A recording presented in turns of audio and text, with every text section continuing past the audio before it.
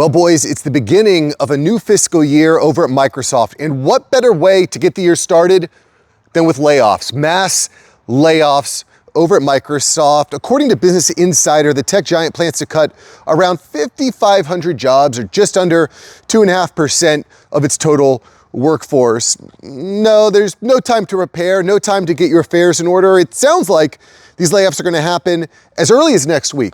But, guys, the reality is that this really shouldn't be much of a surprise if you've been subbed to the channel. This would not be a surprise at all. We've been covering these layoffs for months. But I think what's interesting in the case of Microsoft is not that the layoffs are happening, but it's who's being laid off. And we'll get into that here a little bit more in just a moment. The reality is that over the past few months, Microsoft, like many tech giants, but Microsoft in particular, has been very, very aggressive in their layoffs, not just in the past few months, but the past several years. And why, you might ask? They need to free up capital. We are moving, and we've talked about this time and time again, guys. Like, this should not be a surprise. This is the year of the AI agent. This is the year where companies stop looking at AI as a tool and start looking at AI as an employee. And whenever you're scaling up, you're using AI agents to scale. You're not, again, we've talked about this. Typically, when you're scaling a company, you need more people to handle more processes, more systems, more sales, more HR, et cetera, et cetera. Well, that's the old model. The new model is we flatten the organizational culture, organizational chart, and we use AI agents instead. And so that's what's happening. Companies like Microsoft are saying, well, we're going to scale up, and we need to scale up our AI infrastructure, cloud, data centers, agents, so on and so forth. And again, this is not really a surprise. They've been working really hard to free up capital. A couple months ago, Microsoft actually announced a voluntary retirement program, and there were about 9,000 employees who were eligible for that. And I'll post a link to that video here. We covered that in pretty decent detail at that time. Well, it turns out that only about a third of those eligible took them up on that deal. So Microsoft needs to turn up the heat and take it to the next level. We gave you the we gave you the good out.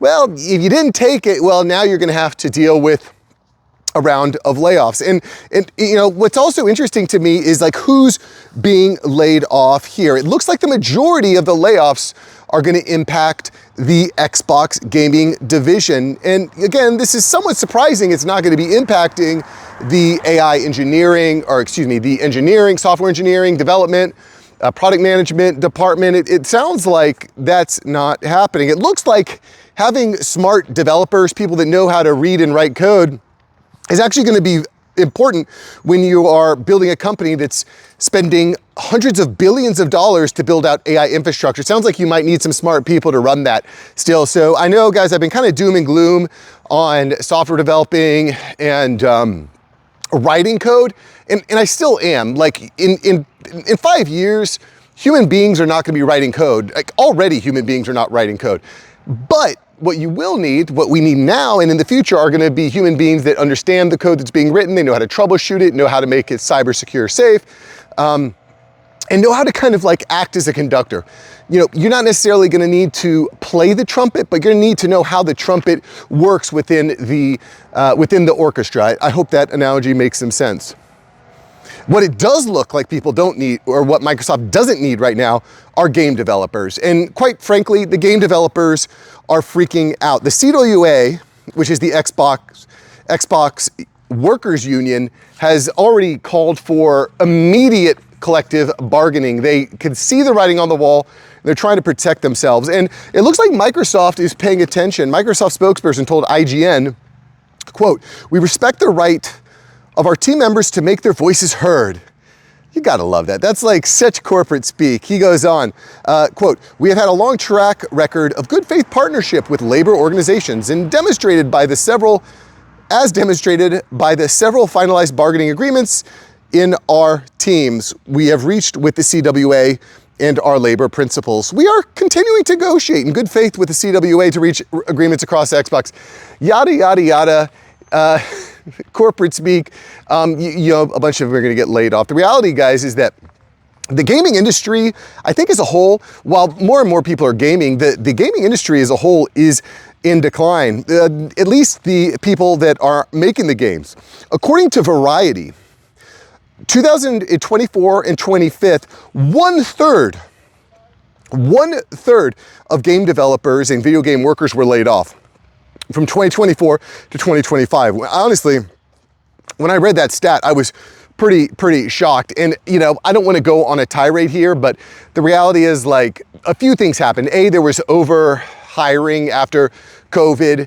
B, AI is helping to do a lot of the game development. And C, you guys keep making woke video games. Like, nobody wants your, like, nonsense, garbled, woke, bullcrap video games. Like, I don't know about you, but I used to be a huge World of Warcraft fan. I loved World of Warcraft.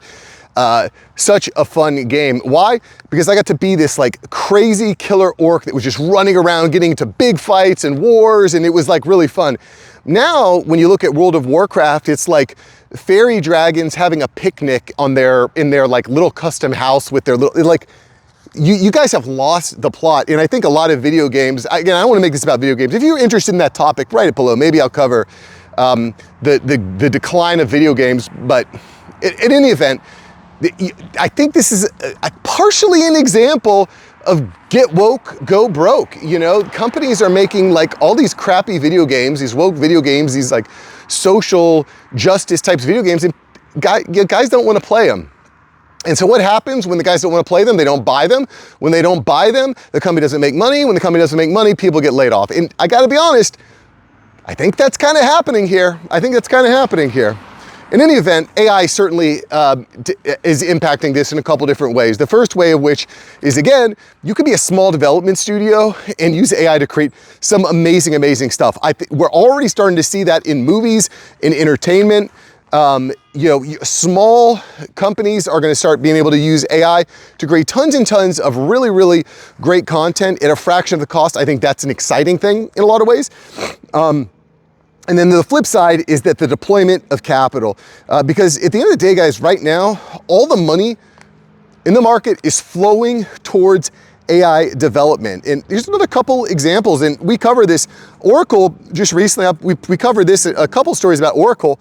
Oracle just laid off over 20,000 people to free up capital to invest aggressively into AI infrastructure and development. Countries, data centers, like hundreds of billions of dollars are going into AI infrastructure and development. And Cisco had a really interesting story. I was thinking about covering that solely today. Cisco announced that they're rolling out AI agents to 90,000 employees. Every single employee working at Cisco is going to have access to AI agents. And don't get me started on what the token costs are going to be. I'm also kind of concerned that, you know, all these people are going to end up training AI bots that are going to take over their jobs. That is assuredly going to happen at some level of scope. But what does that tell us?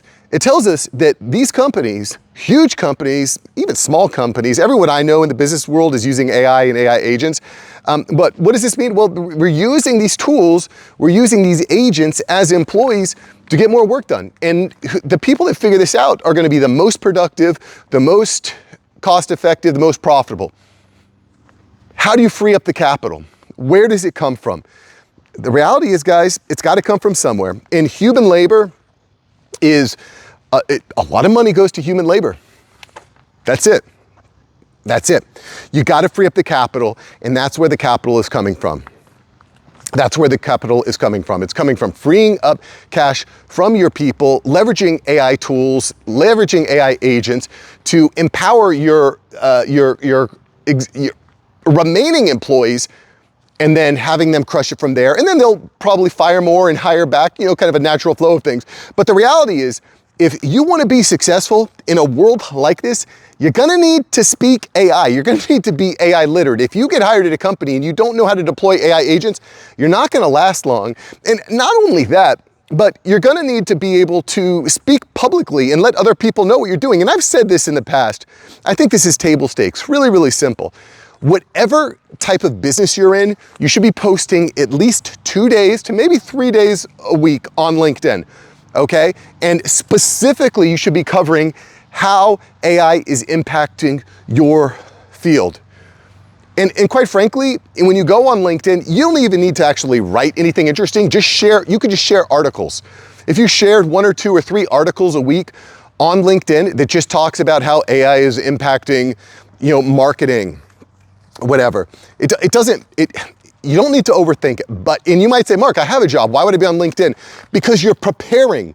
You're being public. When someone goes to check you out for your next job or your current job to say, oh, Jim knows what he's doing. He's posting about AI and how it's impacting the marketing field 3 to 4 days a week for 7 months. You're hedging, right? So if you did one thing, do that. If you do 2 things, be public and work on those relationships. Don't forget about relationships, guys. As much as it kind of annoys me sometimes, it's not always the best guy that gets hired for the job. It's not always the best guy that wins the contract. It's the person that is friends with the aunt or the uncle, or it's the relationship that matters. You want to get hired knowing someone 10x's your opportunity of getting hired and getting the offer. All right, boys, that's what I got for you today. If you enjoyed today's video, go check out yesterday's video where I talk a little bit about how I've been using AI to grow the YouTube channel. I put on a workshop today. It was great. Had just a few heads in there, but we were able to dive deep and did some YouTube video channel audits. It was pretty fun. The reality, though, is whatever you're doing, use AI, be public, go on LinkedIn, share your posts, and go forth and crush it. All right, boys, I'll see you in the next one. Peace.